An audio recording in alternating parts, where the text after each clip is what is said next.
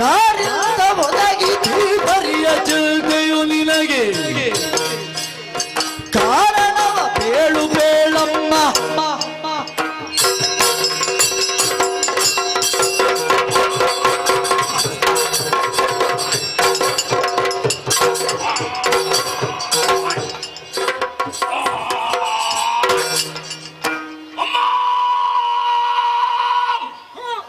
ನಿನ್ನ ಪವಿತ್ರವಾದಂತಹ ಪಾದಾರವಿಂದಗಳಿಗೆ ಮಗ ಮಹಿಷನ ವಂದನೆಗಳು ತಾಯೇ.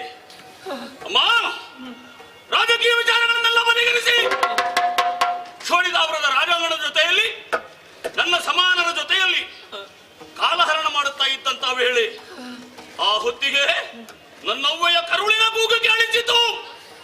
ಮಗನೇ ಮಹಿಷ, ಬಾಕಂದ ಬಾಕಂದ ಎನ್ನುವ ಹಾಗೆ ರಾಜಾಂಗಣವನ್ನು ಬಿಟ್ಟೆ ಒಳಾಂಗಣಕ್ಕೆ ಬಂದು ನಿನ್ನ ಅಂತಃಪುರವನ್ನು ಸೇರಿಕೊಂಡೆ. ನಿನ್ನ ಮುಖಾವಲೋಕನವನ್ನು ಮಾಡಿದಾಗ ಕಣ್ಣಿನಲ್ಲಿ ಧಾರಾಕಾರವಾಗಿ ನೀರು ಸುರಿಯುತ್ತಾ ಇದೆ ತಾಯೇ.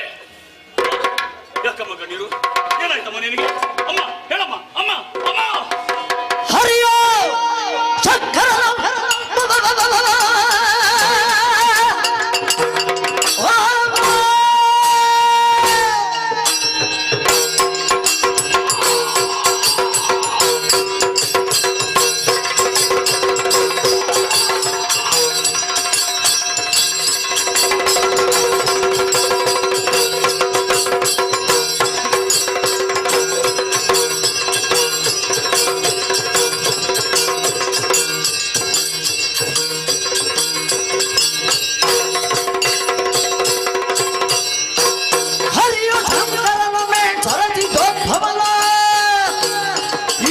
ಕಷ್ಟವಿದ್ದವರು ನಿನಗೆ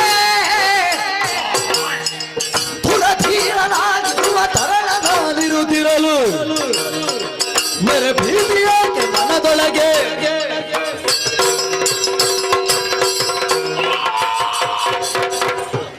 ಅಮ್ಮ ಯಾಮಕ್ಕಮ್ಮ ಈ ಕಣ್ಣೀರು? ಯಾಕೆ ಅಳುತ್ತಾ ಇರುವೆ ತಾಯಿ? ಇವತ್ತಿನ ನಿನ್ನನ್ನು ಅಳುಮೊರೆಯಲ್ಲಿ ನೋಡಿದವನಲ್ಲ ನಾನು. ಆದರೆ ಕೇಶರಾಶಿಯನ್ನು ಚದರಿ ಹಣೆಯ ಕುಂಕುಮವನ್ನು ಒರೆಸಿ ಬಿಳಿ ಸೂರ್ಯನ್ನುಟ್ಟು ಅಮ್ಮ ಶೋಕಾಗಾರದಲ್ಲಿ ಅಳುತ್ತಾ ಇರ್ತದನ್ನು ನೋಡಿ ನನಗೆ ದುಃಖವಾಗುತ್ತಾ ಇದೆ ತಾಯಿ. ಅಮ್ಮ, ಯಾರಿಂದ ಕಷ್ಟವಂತಮ್ಮ? ಈ ಭೂಲೋಕದವರಿಂದ ಕಷ್ಟ ಐತೆ. ಇವರ ವಿಚಾರ ಬಿಡೋಣ. ಮತ್ತೆ ಹರಿಯೋ ಹರನೋ ಬ್ರಹ್ಮನೋ ಯಾರೇ ಆಗಿರ್ಲಿ ತಾಯಿ, ನಿನ್ನ ಹೆಗಲೆತ್ತರಕ್ಕೆ ಬೆಳೆದು ನಿಂತಿದ್ದೇನೆ, ದೂರ ಸಮರ್ಥನಿದ್ದೇನೆ. ನಿನ್ನ ಕಷ್ಟವನ್ನು ಹೇಳು. ನನಯೋ ಮುದ್ದು ಕಂದ ಕಂದ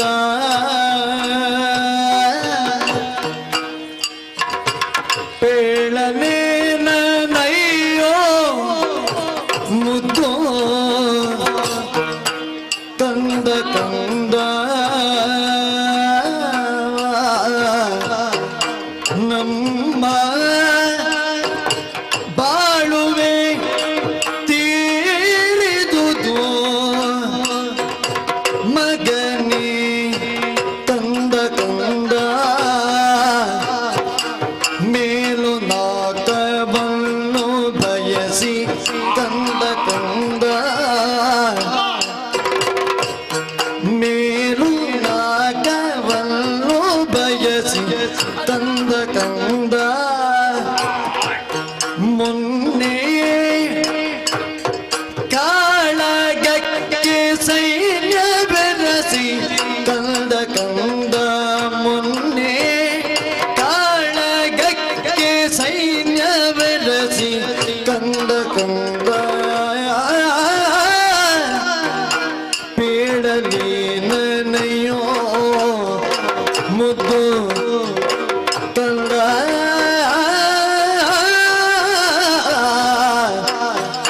ಮಗನೇ.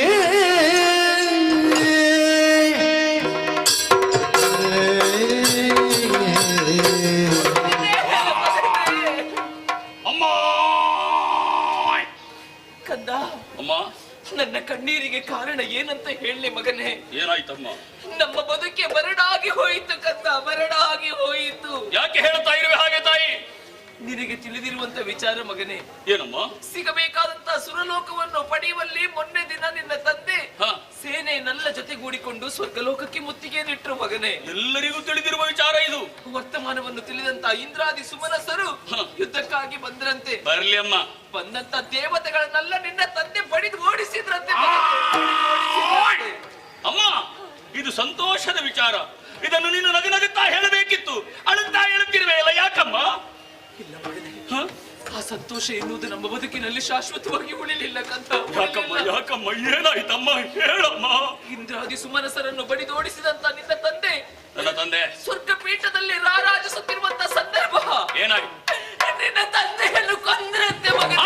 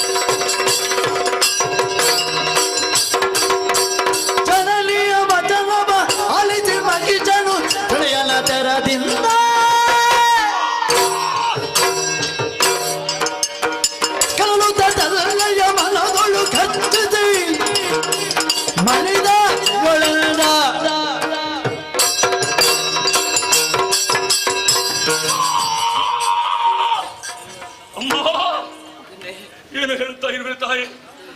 ನಿನ್ನ ಮಾತುಗಳನ್ನು ಕೇಳಿದ ಕ್ಷಣವೇ ಸಿಡಿಲೆಗೆ ಬಡಿದಂತಾಯಿತು ತಾಯಿ. ನನ್ನ ತಂದೆ ಸ್ವರ್ಗಕ್ಕೆ ಹೋದ್ರಮ್ಮ, ನನ್ನಪ್ಪ ಸ್ವರ್ಗಕ್ಕೆ ಹೋದ್ರೆ ತಾಯಿ. ನನಗೆ ಅಪ್ಪ ಇಲ್ವೋ? ಇನ್ನು ಇಲ್ಲ ಕಂದ. ಅಪ್ಪ ಅಪ್ಪ ಎಂದು ಬಾಯಿ ತುಂಬ ಗರಡಾಕ್ಷರ ಎತ್ತಿಕೊಂಡು ತೊಡೆಯ ಮೇಲಿರಿಸಿ ಮುದ್ದಿರ್ತಾ ಇದ್ರು. ಆ ಭಾಗ್ಯವನ್ನು ಕಳ್ಕೊಂಡನೆ, ತಂದೆಯನ್ನು ಕಳ್ಕೊಂಡಂತ ತಪ್ಪಲೇ ಅದೇ ತಾಯಿ. ಅಮ್ಮ, ಮಿಂಚಿ ಹೋದ ಕಾರ್ಯಕ್ಕೆ ಚಿಂತಿಸಿ ಬಲ ಇಲ್ಲ. ನನ್ನ ತಂದೆಯ ಸಾವಿಗೆ ಕಾರಣರಾದ ದೇವತೆಗಳಿಗೆ ಸರಿಯಾದ ಬುದ್ಧಿ ಕಲಿಸಿದಂತೆ. ತಂದೆಯ ಸಾವಿಗೆ ಕಾರಣನಾದವ ಯಕ್ಷ ಮಗನೇ.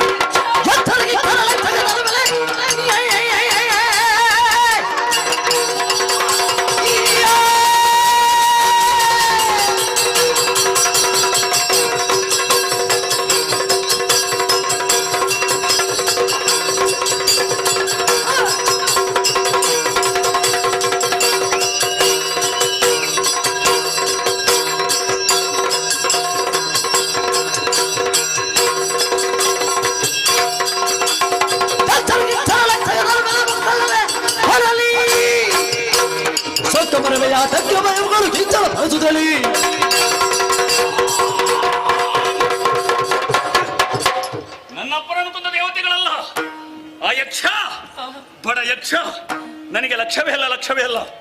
ಅವನ ಪಕ್ಷಪಾತಿಯಾಗಿ ತ್ರಯಕ್ಷಣ ಅಂತ ತಾಮ್ರಕ್ಷಣೆ ಬರಲಿ, ಆತನನ್ನು ಕೂಡ ಸಮರದಲ್ಲಿ ಲೆಕ್ಕಿಸಲಾರೆ. ಅವರೆಲ್ಲವರನ್ನು ಸದೆ ಬಡಿಯುವುದಕ್ಕೆ ಈಗಿಂದೀಗಲೇ ಹೊರಟೆ. ತನಯ ನಾಡಿದ ನುಡಿಗೆ ಮಾಲಿನಿ ಮನದಿಗರು ಚವನಾಂತೋ ನುಡಿದಳು. ಓ ಮಗನೇ, ಅನಿಮಿಷರ ಗೆಲ್ಲಬಹುದು ಸಮರದಿ, ಅನಿಮಿಷರ ಗೆಲ್ಲಬಹುದು ಸಮರದಿ. ನಿನಗೆ ಘನವಲ್ಲ ಮತ್ತೆ ನಮ್ಮ ವನ ಜನಾಭನು ಬರುವ ಕೃತಗದಿ. ಯಾರು? ಯಾರಮ್ಮ? ಯಾರು? ವನ ಜನಾಭನು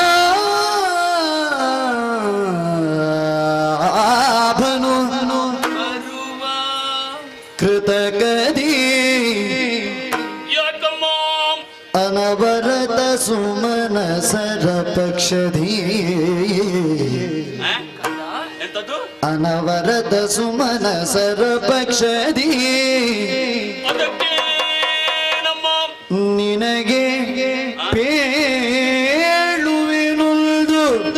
ಏನಮ್ಮ ವಿಧಿಯಲಿ ಪಡೆದು ವರಗಳನೆ ಮಗನೇ ಕಂದ ನಿನಗೆ ಪೇಳುವೆನುಂದು ವಿಧಿಯಲಿ ಪಡೆದು ಬರಗಳನೆ ಮಗನೇ ಕಂದ ಕಂದ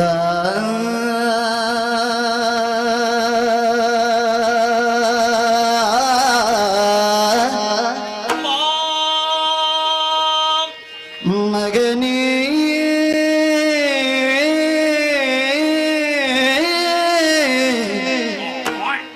ಕಂದ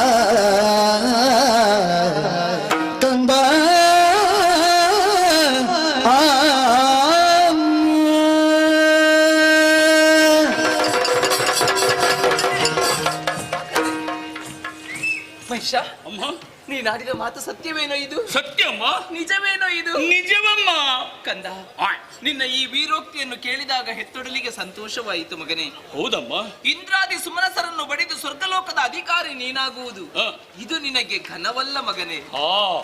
ಆಹಾ ಅಮ್ಮ ಏನು? ಹಾಗಿದ್ರೆ ಹೋಗುವವನ ತಡದದ್ದಿ ಆಗ್ತಾಯಿ ನೀನು. ಅನವರತವು ಸುಮನಸರ ಪಕ್ಷವನ ಅಂತ ಒಬ್ಬ ಬರ್ತಾನೆ. ಯಾರವ? ಕಪಟ ಕಾಲಸ್ಥಾನ ಎನಿಸಿಕೊಂಡವ ಶ್ರೀಹರಿ. ಹರಿ ಎದುರಿನಿಂದ ಬಂದು ಹೋರಾಟವನ್ನು ಮಾಡಿದ್ರೆ ಅವನನ್ನು ನೀನು ಜಯಿಸಬಹುದು ಮಗನೇ. ಅವ ದೊಡ್ಡ ಮೋಸಗಾರ ಕಂದ. ಹೌದಮ್ಮ, ನಾವೇನು ಮಾಡುದು ಅದಕ್ಕೆ? ಅವನ ಮೋಸವನ್ನು ನೀನು ಜಯಿಸಬೇಕಾದ್ರೆ ಆದ್ರೆ ಕೇವಲ ನಿನ್ನಲ್ಲಿರುವಂತ ದೇಹ ಬಲ ಸಾಲದು ಮಗನೇ. ದೇಹ ಬಲಕ್ಕೆ ಪೂರಕವಾಗಿ ದೈವ ಬಲವನ್ನು ಪಡೆಯಬೇಕು. ಓಹೋ, ದೈವ ಬಲದಿಂದ ನಮಗೆ ಪ್ರಯೋಜನವಾಗಬೇಕು ಅಂತಾದ್ರೆ ಕಾಡನ್ನು ಸೇರಿ ವಿಧಾತನ ಕುರಿತಾಗಿ ತಪಸ್ಸನ್ನಾಚರಿಸುವ ಮೂಲಕವಾಗಿ ಪ್ರತ್ಯಕ್ಷಪಡಿಸಿಕೊಂಡು ಅಜೇಯವಾದಂತ ವರವನ್ನು ಪಡೆದು ಮೂರ್ಲೋಕದ ಅಧಿಕಾರಿ ನೀನಾಗಬೇಕೆನ್ನುವುದು ನಿನ್ನ ತಾಯಿ ಆಶಯ ಮಗನೇ. ಹೌದಮ್ಮ. ಅಮ್ಮ, ಏನು ನೀನು ಅಳುವುದಿಲ್ಲ ಅಂತಾದ್ರೆ ನನ್ನ ತಾಯಿ ಹೇಳಿದ ಕೆಲಸವನ್ನು ನಾನು ಮಾಡಿ ಪೂರೈಸ್ತೇನಮ್ಮ. ಅಷ್ಟು ಮಾಡಿದ್ರೆ ಸಾಕು ಕಂದ. ಆಯ್ತಮ್ಮ, ನಾನು ಅಳುವುದಿಲ್ಲ ಮಗ. ಅಳುಬಾರ್ದು. ಹೋಗಿ ಬರ್ಬೇಕು ನೀನು. ಒಂದಿಷ್ಟು ತಯಾರು ಮಾಡಿಡು. ಹಸಿವಾಗ್ತದಮ್ಮ. ಬಂದ ಮೇಲೆ ಎಷ್ಟು ದಿನ ಆಗ್ತದೆ ಅಂತ ಗೊತ್ತಿಲ್ಲ ತಾಯಿ. ಅದು ನಿನ್ನಲ್ಲಿರುವ ಶ್ರದ್ಧೆ ಅದಕ್ಕೆ ಕಾರಣ ಆಗ್ತದೆ. ಹಾಗಿದ್ರೆ ನಿನ್ನ ಆಶೀರ್ವಾದ ಇಲ್ಲ ಇರ್ಲಿ ಅಮ್ಮ. ನನ್ನ ಸಂಪೂರ್ಣ ಆಶೀರ್ವಾದ ಉಂಟು. ಧನ್ಯವಾದ. ಮಾತ್ರ ಅಲ್ಲ ಮಗನೇ, ಈಗ ನಿನ್ನ ಅಂಗರಕ್ಷಣೆಗಾಗಿ ಈ ಕತ್ತಿ ಮಾತೆಯ ಪ್ರಸಾದ ಸ್ವೀಕರಿಸಿ. ಹೋಗಿ ಬಾ ಮಗನೇ. ಮಾತೆಗೆ ಮಣಿದು ವಿಖ್ಯಾತ ಮಹಿಷಯ ವಿಧಾತನ ತಪಗೈವೆಯನುತ ಆತ ತೂಕ್ಷಣ ಹೊರಟೈದದು ಆತ ತೂಕ್ಷಣ ಹೊರಟೈದದು ಪುಷ್ಕರ ಕ್ಷೇತ್ರವ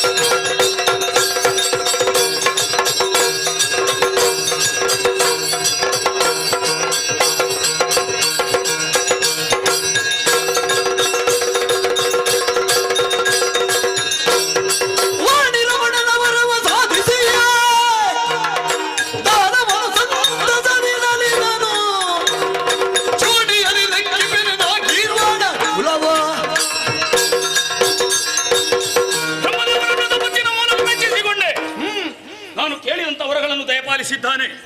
ಸಂತೋಷದ ವಿಚಾರವನ್ನು ತಾಯಿಯವರಿಗೆ ಹೇಳಬೇಕಾಗಿದೆ. ಅರಮನೆಯ ಕಡೆಗೆ ನಡೆಯುತ್ತೇನೆ.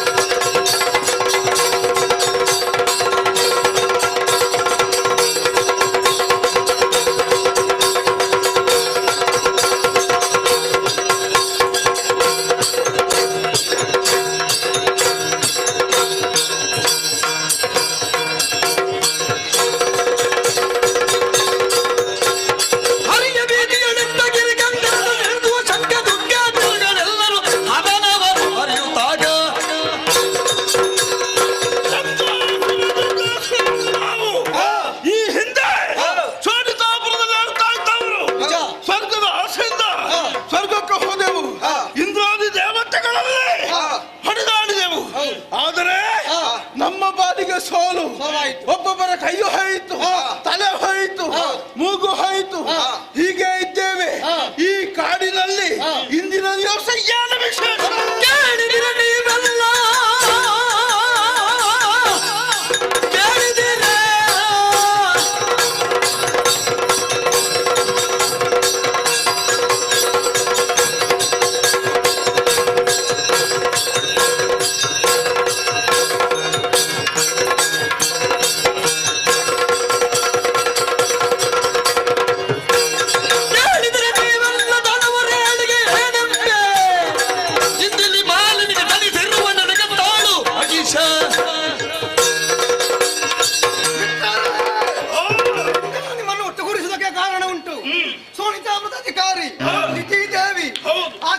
ಮಗಳಿದ್ದಾಳೆ ಮಾಲಿನಿ. ಅವಳು ಈ ಕಾಲದಲ್ಲಿ ಮದುವೆಯಾಗಿದೆ. ಯಾರು ಗೊತ್ತೇ? ಆ ಕಾಲದ ಅಧಿಕಾರಿ ತಿರುಮಲಿ. ಪರಿಣಾಮವಾಗಿ ಮಗ ಹುಟ್ಟಿದ್ದಾನೆ. ಮಹಿಷಾಸುರನಂತೆ ಬ್ರಹ್ಮನಿಂದ ವರವನ್ನು ಪಡೆದಿದ್ದಾನೆ.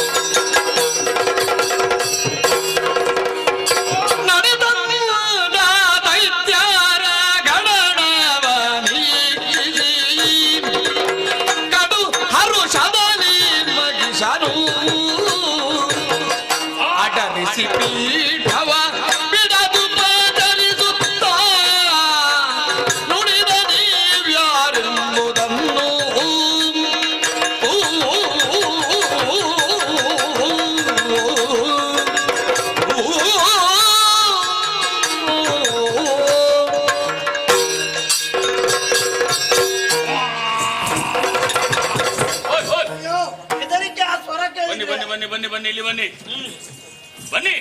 ಬರ್ತೇವೆ, ಆ, ಏನು ತೊಂದರೆ ಅಲ್ಲ. ಏನಾಗ್ಲಿಕ್ಕಿಲ್ಲ ಬನ್ನಿ, ಕುಳಿತುಕೊಳ್ಳಿ. ನಿಮಗಾಗಿ ಉಚಿತಾಸನ. ಅಪರೂಪದ ವ್ಯಕ್ತಿಗಳು ನೀವು. ಸ್ವರ ಕೇಳುವಾಗ ಹೆದರಿಕೆ ಆಗ್ತದೆ. ಇನ್ನಿಲ್ಲ, ನಿಮ್ಮನ್ನು ನೋಡಿದವನಲ್ಲ, ಪರಿಚಯ ಇಲ್ಲ. ಯಾವ ಊರಿನವರು, ನಿಮ್ಮ ಹೆಸರೇನು? ನನಗೆ ಹಿತವಂತರೇ ಅಥವಾ ಅಹಿತವಂತರೇ? ಯಾರು ನೀವು?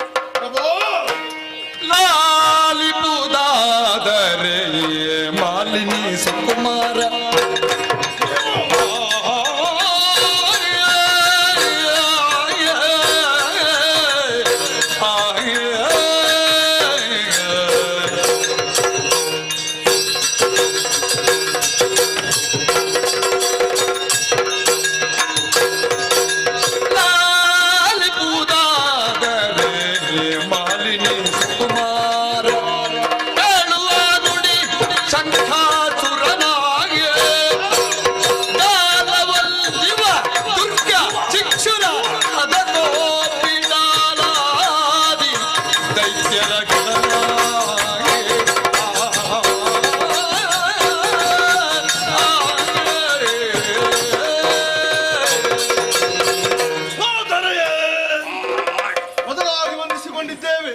ನಮ್ಮ ಪರಿಚಯ ನಿಮಗಿರುವುದಕ್ಕೆ ಸಾಧ್ಯ ಇಲ್ಲ. ಆದ್ರೆ ನಿಮ್ಮ ಅಜ್ಜಿ, ನಿಮ್ಮ ಅಮ್ಮ ಇವರಿಗೆಲ್ಲ ನಮ್ಮ ಪರಿಚಯ ಉಂಟು. ಹೌದಾ? ನಾವೆಲ್ಲ ಒಂದೇ ಊರಿನವರು, ಒಂದೇ ಜಾತಿಯವರು. ನನಗೆ ಗೊತ್ತಾಗಲಿಲ್ಲ. ಈ ಮೊದಲು ಇದೇ ಪೀಠದಲ್ಲಿ ನಾನೇ ಇದ್ದವ, ಇಲ್ಲಿ ನಾನೇ ಇದ್ದದ್ದು. ಏನ್ ಹೇಳ್ತೀರಿ? ಇದೇ ಪೀಠದಲ್ಲಿ. ಹೌದಾ? ಇಲ್ಲಿಂದ ಹೋಗುವುದಕ್ಕೂ ಕಾರಣ ಇದೆ. ಆದ್ರೆ ಕಾರಣ ಯಾಕೆ? ಸ್ವರ್ಗವನ್ನು ಪಡೆಯುವ ಉದ್ದೇಶದಿಂದ ಸ್ವರ್ಗಕ್ಕೆ ಹೋದವರು ನಾವು. ಒಳ್ಳೆ ಕೆಲಸ ಮಾಡಿ. ಇಂದ್ರಾದಿ ದೇವತೆಗಳನ್ನು ಬಗ್ಗು ಬಡಿದೆವು, ಆದ್ರೆ ನಮ್ಮ ಮೇಲೆ ಉಳಿದಕ್ಕಾಗಿದ? ಏನಾಗಿದೆ? ಆಗುವುದಿಲ್ಲ. ಯಾಕೆ? ಆ ಶ್ರೀಹರಿ, ಕಪಟಿ, ನಾರಾಯಣ ಅವ ಬಂದು ನಮ್ಮನ್ನೆಲ್ಲ ಮೋಸದಿಂದ ಕೊಲ್ತಾ ಇದ್ದ. ನೋಡಿದ್ರ ಸ್ವಾಮಿ, ನಮ್ಮೊಬ್ಬೊಬ್ಬರ ಕೈ ಇಲ್ಲ, ಒಬ್ಬೊಬ್ಬರ ಕಾಲಿಲ್ಲ, ಎಲ್ಲ ಇದ್ದವರಿಗೆ ತಲೆ ಸರಿ ಇಲ್ಲ. ನಿನಗೆ ಸ್ವಲ್ಪ ಸರಿ ಇಲ್ಲ ಅಂತ ಗೊತ್ತಾಯ್ತು. ಗೊತ್ತಾಯ್ತಲ್ಲ? ಈಗ ನಿನ್ನ ಹೆಸರೇನು? ಶಂಕಾಸುರ, ದುರ್ಗಾಸುರ, ಬಿಡಲಾಸುರ, ಚಾಮರ, ಚಿಕ್ಷುರ ಮೊದಲಾದವರಿದ್ದಾರೆ. ಹಾಗಿದ್ರೆ ನೀವು ಇಷ್ಟರವರೆಗೆ ಇದ್ದದ್ದಲ್ಲಿ? ಇಷ್ಟರ ತನಕ ಬದುಕಬೇಕೆಂಬ ಉದ್ದೇಶದಿಂದ ಗಿರಿ ಗೌರವವನ್ನು ಸೇರಿದೆವು. ಅಲ್ಲಿ ಅಡಗಿಕೊಂಡಿದ್ದವರು ನಾವು. ಆ ಸಂದರ್ಭದಲ್ಲಿ ಒಂದು ವಾರ್ತೆ ಕೇಳಿತು. ವಾರ್ತೆ ಏನದು? ಮಾಲಿನಿಗೆ ಮಗನಾಗಿ ಮಹಿಷಾಸುರ ಹುಟ್ಟಿಕೊಂಡಿದ್ದಾನೆ, ಬ್ರಹ್ಮನಿಂದ ವರವನ್ನು ಪಡೆದಿದ್ದಾನೆ. ಹಾಗಾಗಿ ಇಲ್ಲಿಗೆ ಬಂದಿದ್ದೇವೆ, ಆಶ್ರಯವನ್ನು ಕೊಡಬೇಕು. ಆಶ್ರಯಕ್ಕೆ ಮಾತ್ರ ಬಂದದ್ದಲ್ಲ, ಆ ದೇವೇಂದ್ರನಿಂದ ನಮಗೆ ಮೋಸ ಆದದ್ದಲ್ಲ, ನಿನ್ನ ಅಪ್ಪನನ್ನು ಮೋಸದಿಂದ ಕೊಲಿಸಿದ ದೇವೇಂದ್ರ.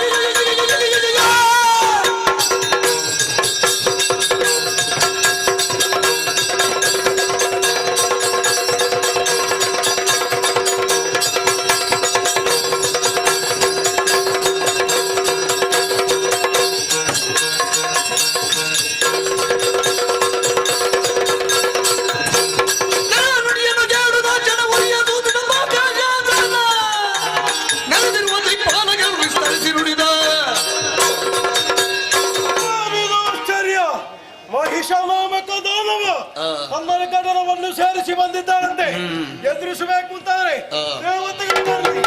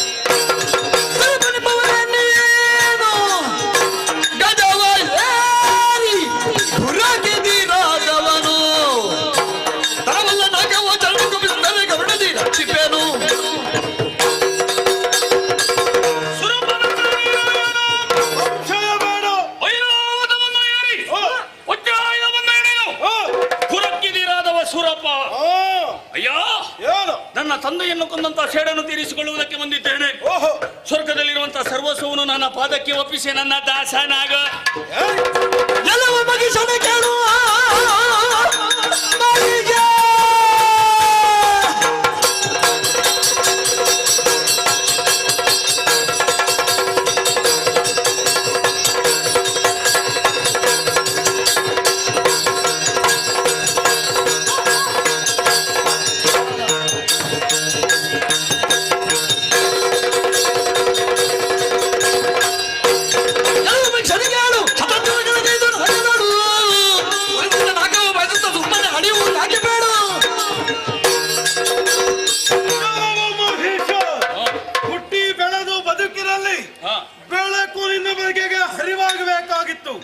ಅದನ್ನು ಹೊರತುಪಡಿಸಿ ಅರಿವಿನ ಮೂರ್ತಿಯಾಗದೆ ಮೌಢ್ಯವನ್ನೇ ತೊಳೆದು ಬಂದಿದ್ದೆ ಎನ್ನುವುದು ಅರ್ಥವಾಗುತ್ತದೆ.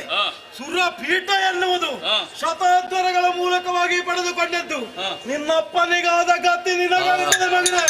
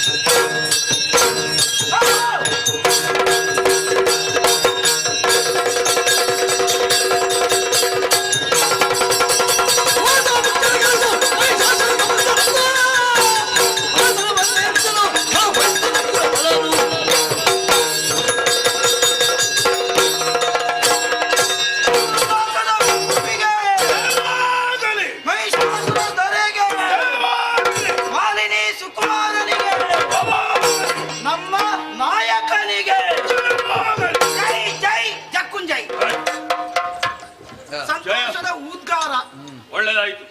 ಮೂರು ಲೋಕವು ನಮ್ಮ ಸ್ವಾಧೀನವಾಗಿದೆ. ಇನ್ನು ಮುಂದಕ್ಕೆ ನಾನೇ ದೇವರು, ಅನ್ಯ ದೇವರಿಲ್ಲ. ಅರ್ಪಣ ತರ್ಪಣ ಎಲ್ಲವೂ ಇದಕ್ಕೆ ಯಾರು ತಪ್ಪಿ ನಡೆಯುತ್ತಾರೋ ಅಂತವರ ತಲೆ ಕೈ ಕಾಲುಗಳನ್ನು ಕಡೀರಿ, ದೇವಸ್ಥಾನಗಳನ್ನು ಉರುಳಿ ಹಾಕಿ ನನ್ನ ದೇವಸ್ಥಾನ ಕಟ್ಟಿ. ಯಾರದು?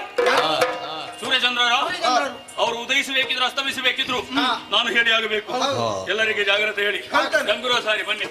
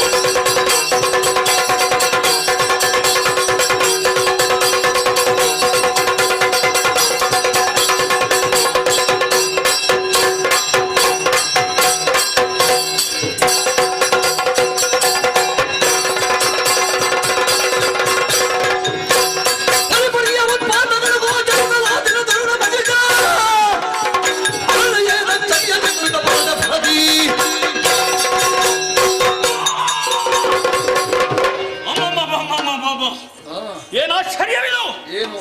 ಎಲ್ಲಿ ನೋಡಿದರಲ್ಲಿ ಅಪಶಕುನ. ಒಮ್ಮೆ ಹಗಲು ಒಮ್ಮೆ ಕತ್ತಲೆ, ಬೆಂಕಿಯ ಮಳೆ ಸುರಿಯುತ್ತಾ ಇದೆ, ರಕ್ತದ ಓಕುಳಿ ಹರಿಯುತ್ತಿದೆ. ಯಾಕೆ ಅಂತ ಕೇಳಿದ್ರೆ ಯಾರೋ ಒಬ್ಬಳು ಹೆಣ್ಣು ಬಂದಿದ್ದಾಳಂತೆ, ಆಯುಧ ಹಿಡಿದಿದ್ದಾಳಂತೆ, ಶಂಕದುರ್ಗಾದಿರ ನಾಶವಾಗಿದೆಯಂತೆ.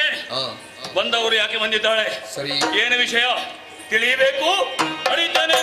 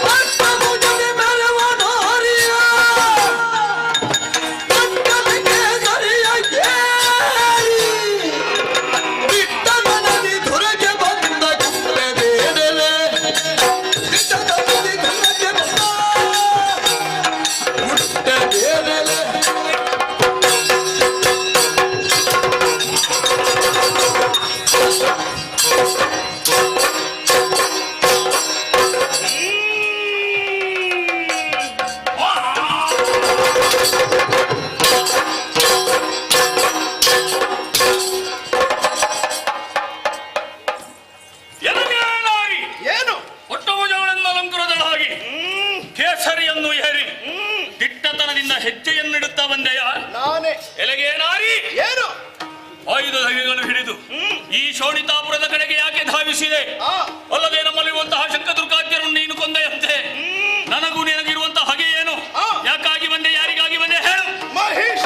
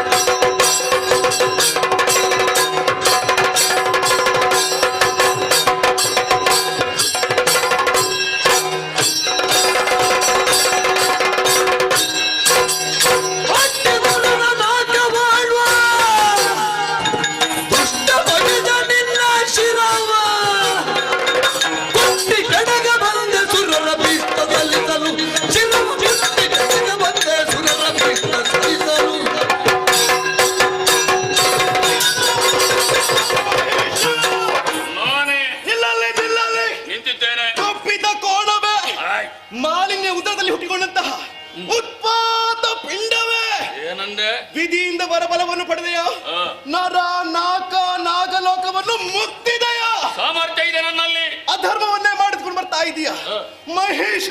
ಏನು ಮಾಡಿದ್ದು ತಪ್ಪಾಯ್ತಿರುವ ಹಾಗೆ ಶರಣಾಗತಿಯನ್ನು ಹೊಂದು, ಅದಲ್ಲ ಅಂತ ಹೋದ್ರೆ ನಿನ್ನ ಶಿರವನ್ನು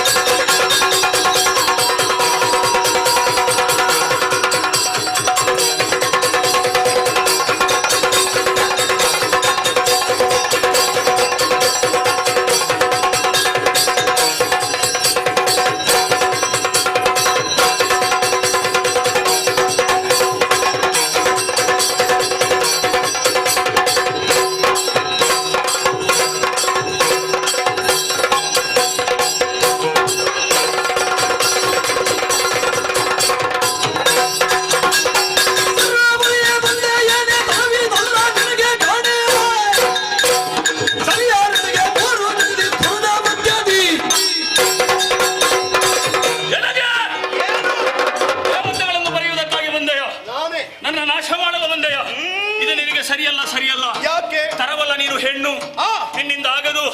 ಎಲೆಗೆ ನಾರಿ ಏನು ಹೇಳುವುದನ್ನು ಕೇಳು. ಏರಿ ಬಂದಿರುವಂತಹ ಸಿಂಹವನ್ನು ಕಾಡಿಗೆ ಬಿಡು, ಕಳುಹಿಸಿ ಕೈಯಲ್ಲಿರುವಂತಹ ಕಾಯ್ದೆಗಳನ್ನು ಕೆಳಗೆ ಹಾಕು. ಹಾಕಿ ನಾನು ಏಕೋ ದೇವ ಮಹಿಷ, ನನ್ನ ಎಡತೊಡೆ ಏರುವುದಕ್ಕೆ ಬಾ.